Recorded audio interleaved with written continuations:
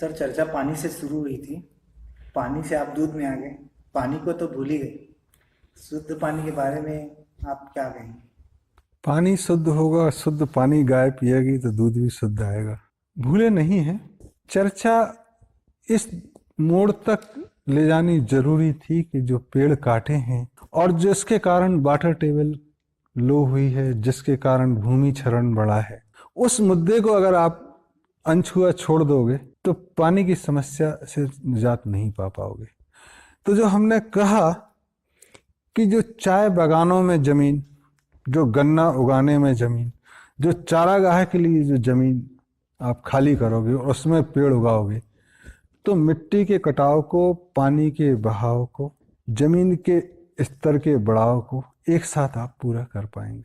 देश में इतना ऑक्सीडेशन है कि अगर बहाव और ये चीज़ें आपने रोकी मिट्टी के क्षरण को, तो शुद्ध पानी ओक लगा के आप फिर पी पाओगे। ये बोटल्ड वाटर का जो बिजनेस है, जिसने भी इस प्रदूषण को बढ़ाने में मदद दी है, मच्छरों के मारने की मशीन ने भी गंदगी बढ़ाने की शुरुआत की है, उन सब की ज़रूरत नहीं रहेगी। शुद्ध पानी कहीं भी कभी भी ओक लगा के पी सकोगे अगर आप शुरू करोगे। आज करोगे 10 साल बाद। किसान आत्महत्या करते हैं सूखे की वजह से। तो एक हमारे मित्र थे, बोले आंदोलन करेंगे। मैंने कहा फिर कोई किसान ये कहेगा कि आपने आंदोलन किया और मैं आत्महत्या से बच गया। ये एक सज्जन है जिनकी वजह से मैं आत्महत्या से बचा। कोई मानेगा इस बात को? कोई पॉलिटिकल माइलेज मिलेगा? वो अच्छे नेता थे, उनको समझ में आया। इसलिए सूखे की समस्या से कोई निजात पाता नहीं और कोई इसमें जा नहीं रहा है पॉलिटिकल।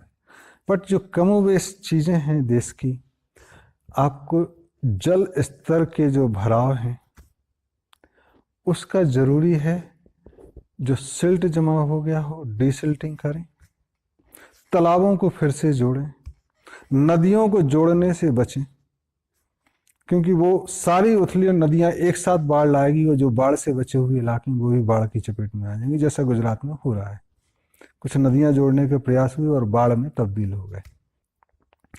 तो पानी के लिए पेड़ लगाएं, पेड़ों पर रोजगार दें, वाटर पर रोजगार दें, तो जो रोजगार की समस्या देश में है उससे निजात पाए। अगर पूरे काम में रोजगार आप पेड़ लगाने और वाटर कंजर्वेशन पर देते हैं तो देश में 2.5 से 3 करोड़ रोजगार आसानी से पैदा किए जा सकते हैं।